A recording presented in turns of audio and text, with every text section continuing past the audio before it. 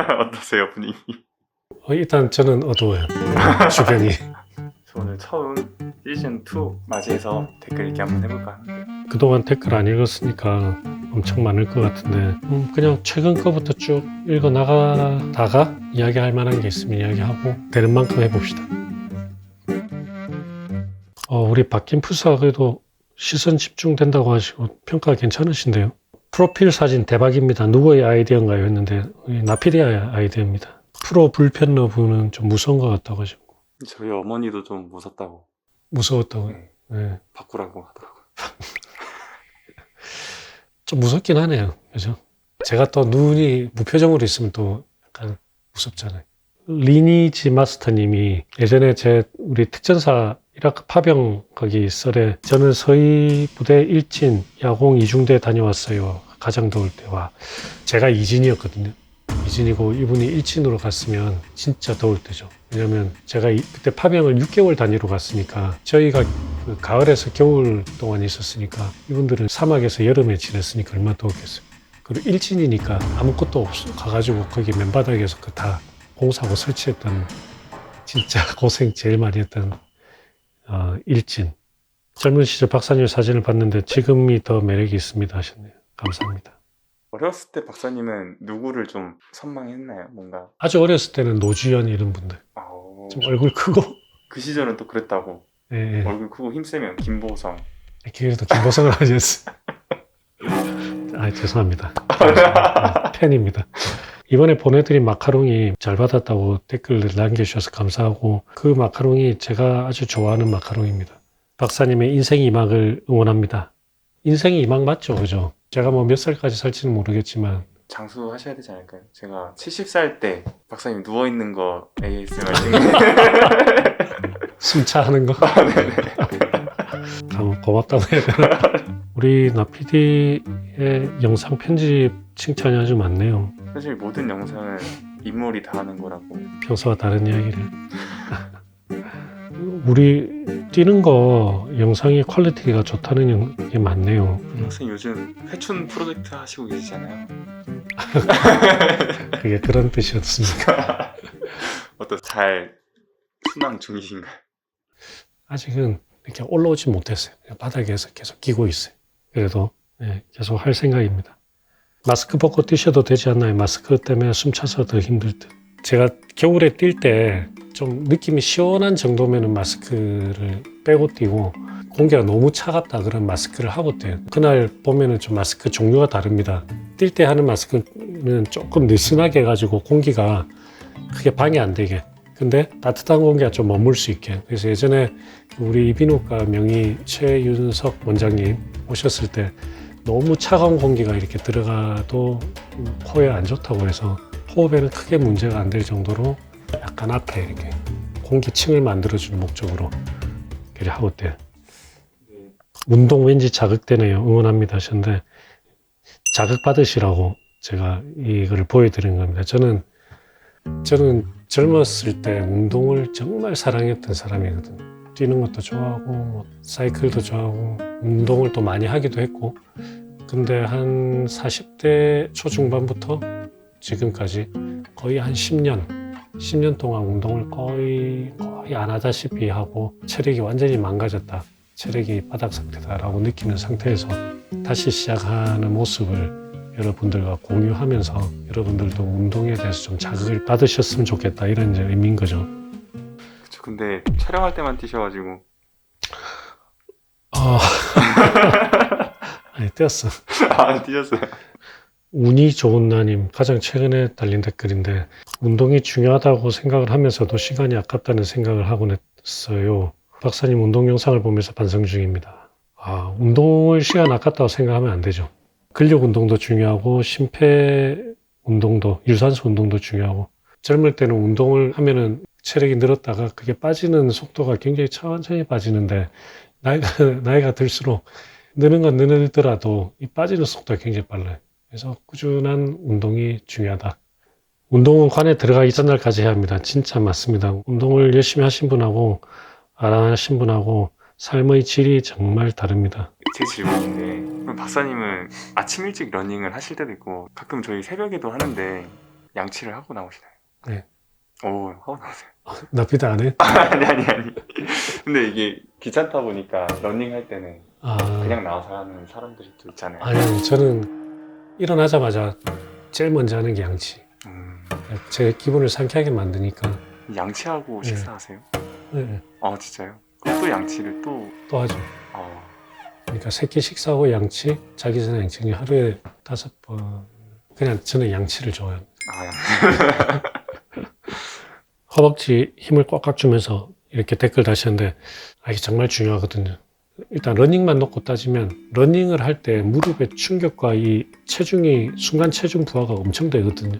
무릎 자체는 되게 불안정한 관절이기 때문에 그 충격을 무릎 관절 자체가 딱 그냥 그대로 받아버리면 그 무릎 나갑니다. 무릎 나간다는 말은 연골 손상이 된다는 얘기예요. 체중이 꽤 나가시고 운동을 안 하셨던 분들은 뛰는 거 하지 말고 걷는 거부터 하고, 제가 예전에 초반에 근육 운동하기 좋은 이런 운동을 알려드렸잖아요. 그래서 체중 빼면서 근육 만든 다음에 러닝으로 가셔야 됩니다. 나도 뛰어야지 하고 막 그냥 뛰는 거 하면은 무릎 망가질 수 있으니까 굉장히 조심하셔야 돼요. 근육이 받쳐줘야 됩니다. 뛰는 것도. 여기 이승호 님이 영천 3사관학교에서 군의관 훈련 받을 때 1.5km 달리기, 팔굽혀펴기, 잇몸 일으키기 모두 우리 중대에서 탑이었는데 한마디로 진짜 전투군의관. 세월은 어쩔 수 없구만. 지금 박사님을 칭하는 건가요? 네네. 아, 이분 이름이 실명으로 적어가지고 제가 누군지 압니다. 제가 제대를 2005년도에 했으니까 벌써 15년, 17년 됐다. 와, 20년이 다 돼가네. 군의관 훈련은 3사관 학교라고 영천에 있는 군사훈련학교에서 훈련을 받는데 그때 같은 내무반이었어요. 치과 군의관. 지금 그 전라도 광주에서 개원해서 잘 하고 있는 친구인데, 이 친구하고 뭐 여러 가지 추억이 있는데 군의관 훈련 마지막 때 화산이라고 해서 유격 훈련장에 행군을 해서 올라가거든요. 그래서 이 친구가 올라가면서 거의 발바닥 전체에 물집이 생겼어요. 걷기가 힘들잖아요. 그래서 올라갈 때 부축해서 올라가고, 올라가서 화장실을 가야 되는데 지금 걷기가 힘들어가지고 업었어요. 업고 가서. 약간 그런 추억이 있습니다. 근데 저는 그 댓글을 보고 좀 의아했어요. 아, 왜요? 전투군의관. 제가 지금은 이래도 예전에는 나름 오, 전투군의관이라고 하면 약간 군인 필라는 군의관 그런 거거든요. 예전에 그랬었죠. 아이고, 보고 싶네요. 이렇게 또 하니까. 우리가 최근에 올린 영상에는 다 응원 댓글이 대부분이시네요. 무리하지 마시고 과유불급 부상 당하지 말아주세요. 전혀 걱정 안 하셔도 될 정도로 지금 운동을 하고 있습니다. 스포츠웨어, 스포츠 음료 PPL 가보자. 이제 PPL 받으려고요. 진심으로 하시는 말씀이세요? 우리가 PPL이라고 하는 광고, 제 언뜻 기억은 한 대여섯 번은 들어온 것 같은데. 네. 그죠? 네, 그때 박사님이 광고료 10억을 요구하셨죠.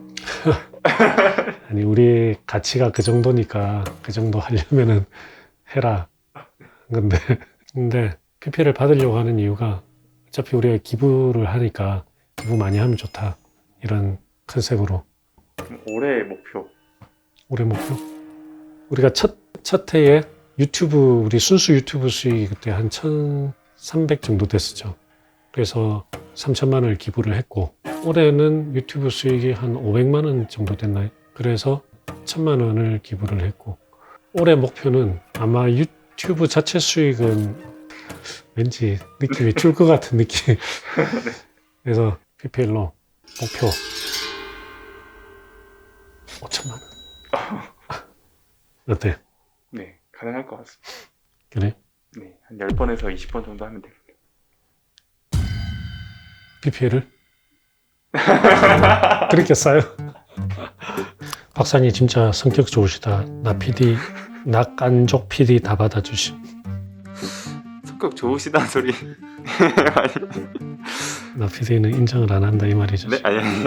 많이 들으시죠? 옛날에 중고등학교나 아니면 대학 때나 전공의 트레이닝 받을 때나 이때 친구들 만나면 대부분 제가 화내는 거 그런 모습을 기억을 못 한다고 그러거든요. 근데 우리 직원들은 많이 기억을 하더라고요.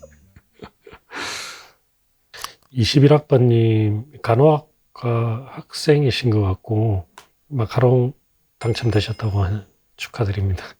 그리고 전공 공부를 하면서 올곧고 참된 간호사가 되기 위해서 어떻게 해야 할까 궁금증이 생긴다 하셨는데 우리 최근에 간호사 한 분과 인터뷰했습니다. 나중에 인터뷰 영상 한번 보시면 도움이 되지 않으실까 생각합니다.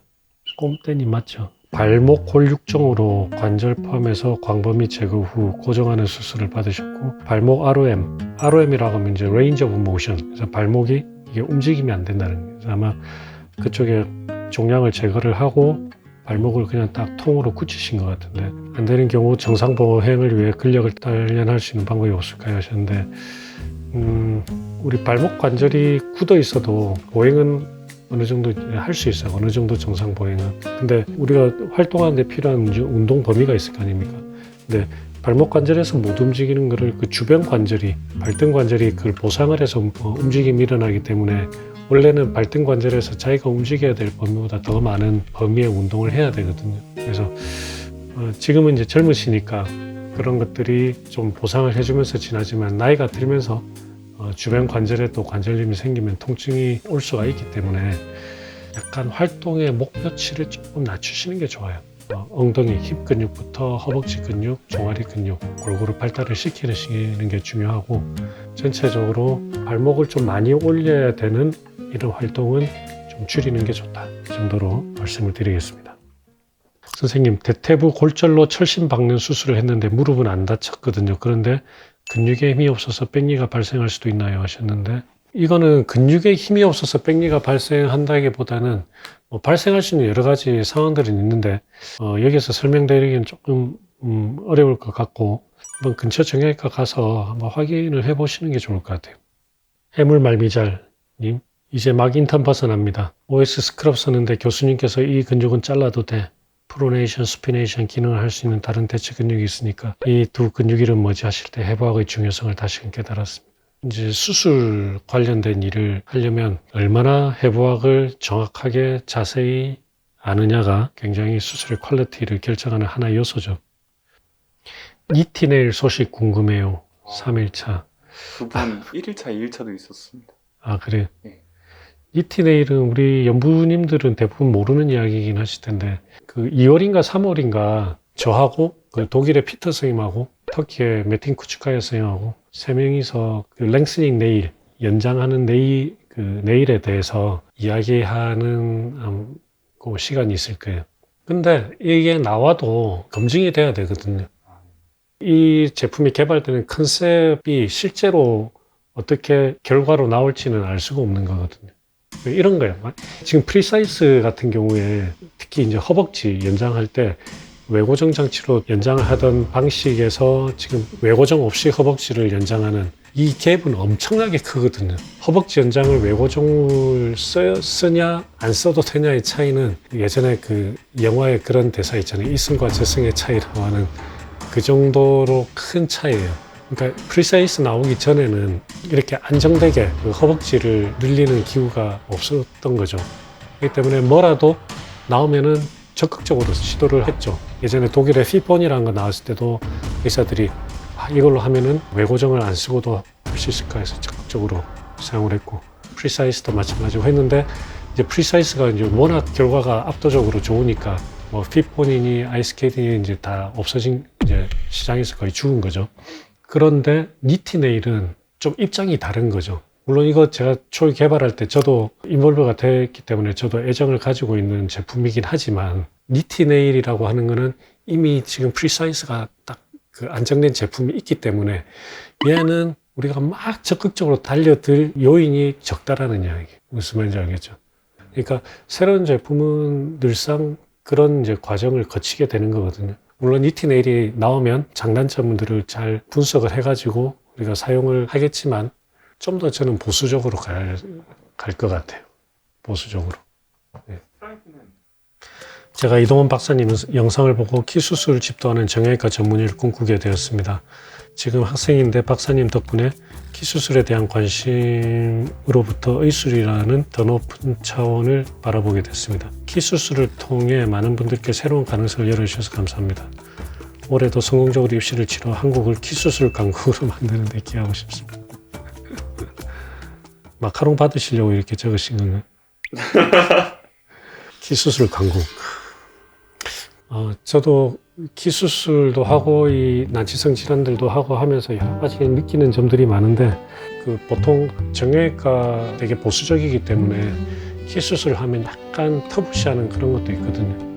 키 수술 자체는 미용 수술이긴 한데 키 수술 받은 사람들의 어떤 정신, 인생이 바뀌는 걸 보면서 굉장히 저는 되게 보람을 많이 느끼고 정말 많이 느끼는 분야고 키 수술만 바라보고 이런 분야를 선택하지는 않았으면 좋겠어요.